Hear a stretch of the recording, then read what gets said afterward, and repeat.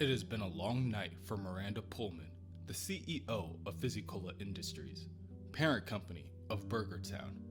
A long, stressful night, full of dodging calls from the media members like Nora Winters from the Daily Bugle. Earlier that day, there was a massacre at a local BurgerTown, leaving 27 dead. This, as Miranda would put it, has created a branding complication for Physicola Industries. When people hear BurgerTown, now all they think is mass murder. The damn BurgerTown logo is in every shot on the news as they show the bodies getting carted away by the paramedics, she explains. Sales are down. Stock is plummeting. For the lack of a better term, they're getting slaughtered out there. Miranda is interrupted mid-conversation by the appearance of Marcus Lyman. Massacre. He tells her to end the call or he will kill her. But how? Miranda asks. I kidnapped your doorman's family, Massacre tells her. But that's not important. I'm here, Miranda, because I have a business proposition. Massacre walks over to the DVD player and enters a disc. As you know, my actions have tarnished your company's image. Apparently, even more than your recent ad campaign, where you doctored old footage of beloved American icons to associate them with your product. That didn't go well, did it? But what if you had gone the other way and had the truly despised endorsing your competition? That's what I can do for you. For $12 million, I'll walk into the heart of New York and kill everyone in sight. And all while wearing your competitor's logo. Normally, you can't buy this kind of bad publicity, Massacre says as he opens his trench coat, revealing the Coca-Cola logo. Well, today, you can. Elsewhere, Spider-Man and Otto Jackson sit atop of Horizon Labs. Otto has his own reservations, but Spider-Man fails to see the problem. Peter Parker, Max Modell, and a number of other scientists at Horizon Labs build equipment for Spider-Man, so why should Otto be any different? He doesn't mention it to the boy, but Otto finds it so irksome to have to go to Otto Jackson, the so-called child prodigy, for help. But his facial recognition software is already complete, and once it's uploaded to Otto's network of spider bots, he will be able to track down Massacre in a blink of an eye. Once it starts working, Spider-Man begins to receive data from all over the city, hundreds of matches, criminals, ex-cons, persons of interest. Perfect, Spider-Man decides as he begins to swing away. Once Massacre shows his face, one of Otto's spider bots will alert him. This will give Otto enough time to move on to his next order of business, the apartment of one Anna Maria Marconi. Otto knocks on the door, and for the first time, he sees Anna. For a moment, he is at a loss of words. The words you're looking for are little and person, she tells him. About time you got here. Come in, the food's getting cold. Wait, Otto says. I'm only here to ask you to stop with your constant emails, texts, and messages. I do not require your services. Actually, Slick, you do. And if you're going to pass Dr. Lamaze's class, here, Anna leads Otto to the dinner table. The first one's on the house. And each lesson comes with a home-cooked meal. It's my specialty, she continues. I'm a science chef, using chemistry and physics to prepare the perfect dishes. After dinner, it does not take Otto long to impress Anna with his knowledge of unstable molecules. They may just be theories to the everyday scientist, but unstable molecules are far from theoretical. They exist. Reed Richards discovered them a long time ago, and Otto may have come across them one day. Who can really say? Many, like Lamaze, believe unstable molecules mimic properties of neighboring matter, but Otto believes that they are the fundamental building blocks of the universe. They don't change, they merely reveal a small facet of their infinite potential. Anna's mind is officially blown. She thought Peter Parker would be no more than just a pretty face, but he's actually a genius. Otto thanks Miss Marconi and tells her that he will be looking forward to their next session. Oh, this ain't over yet, Anna tells him. You haven't even had dessert. Later, as Spider-Man swings through the city, he thinks about the evening he spent with Anna. It was hands down the best meal he had in years. Suddenly, his patrol app goes off. His spider bots have finally found him. Massacre, walking amongst the crowd in Grand Central Station. Quickly, Spider-Man places a call to Chief Pratchett to alert the MTA police on site and to assemble as many additional units as possible. With any luck, the officers will keep Massacre busy as Spider-Man makes another quick detour. First, he switches his lenses to detect radio waves.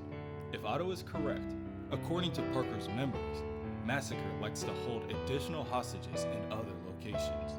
Ones he keeps wired to explosives that he can detonate via remote. Going by the frequency he used before, it should be simple enough to track.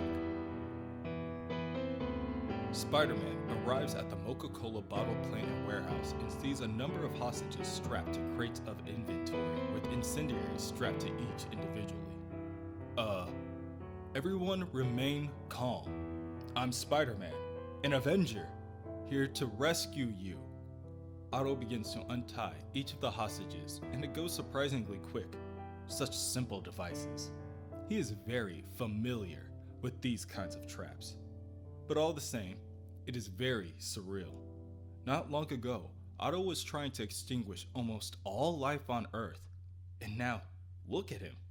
How has it come to this? Saving the lives of a paltry few? And in the grand scheme of things, does it even matter? Within Grand Central Station, police officers attempt to apprehend Massacre, but the situation goes south quickly. Massacre pulls out 2 automatic weapons from his trench coat and begins to unload on the officers and nearby civilians. Rumbling from the gunfire echoes throughout the area, and anyone who can attempts to rush for the exits.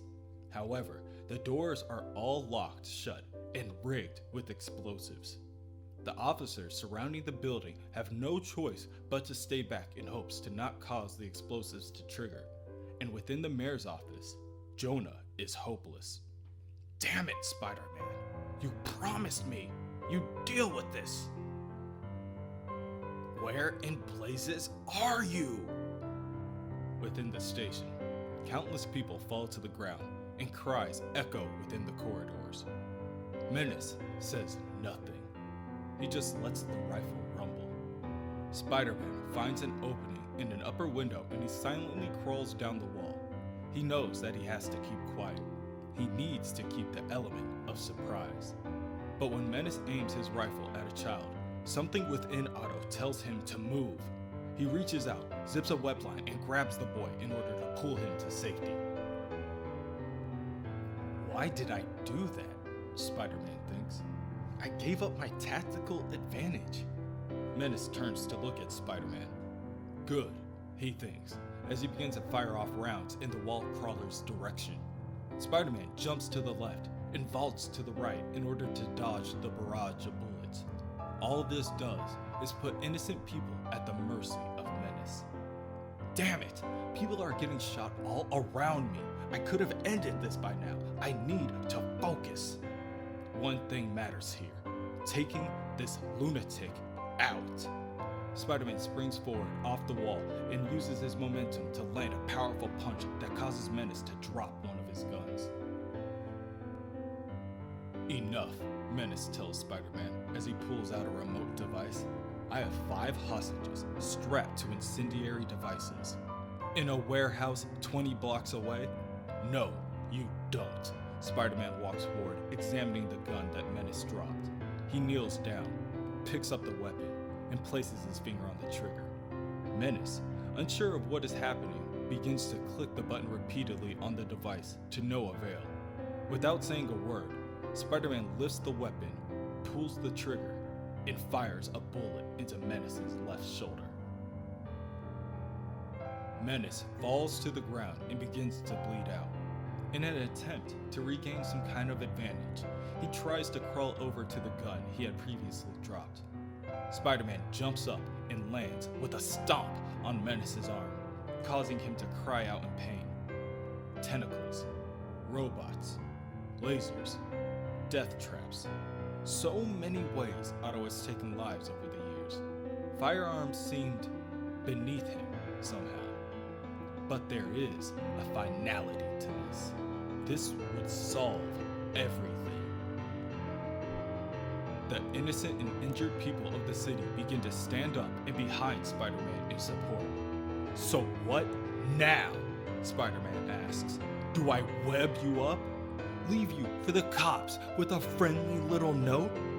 Wait till you break out again and kill again, capture you again, over and over. How many are dead and dying here? When is it enough? What should I do, Marcus? Tell me! One man from the crowd behind him speaks up.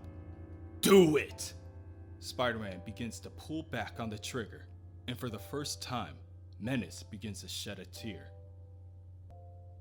He's scared. Now, tears begin to flood from both of his eyes. It's fear. It's the first thing that Menace has felt in years. He feels something. He actually feels something. Real emotion. Menace has an inner feeling of joy at the realization that he isn't a hollow shell. But this changes nothing, Spider-Man tells him. You are who you are. That killer will always be hiding inside of you. There is only one solution here. Otto pulls the trigger, and just like that, it's over. That night, within Miranda Pullman's condo, she urgently scans the news for any mention of their competitor, Coca-Cola. Unbelievable. Her and Marcus made a deal. On the other hand, it looks like the news outlets have stopped talking about her company at least. All they seem to mention is the Grand Central Station. Well, she decides as she turns the television off, the important thing is, on her end, this is all over. No, Miss Pullman, not yet, Spider-Man says as he forces Miranda's TV screens to turn on once again, revealing himself as the one who is speaking. There is still your part in all of this. Your secret bank account, paying a twisted man to do twisted things. I am familiar with the practice. You paid him your blood money. You sat back and watched, and you told no one. Well, now you can tell the authorities. Tell them or answer to me, Spider-Man says as his spider bots infest the condo and begin crawling onto Miranda. She screams in terror as Spider-Man continues to speak. I see everything in this city. Everything. That is my power and my responsibility to watch over and judge you all.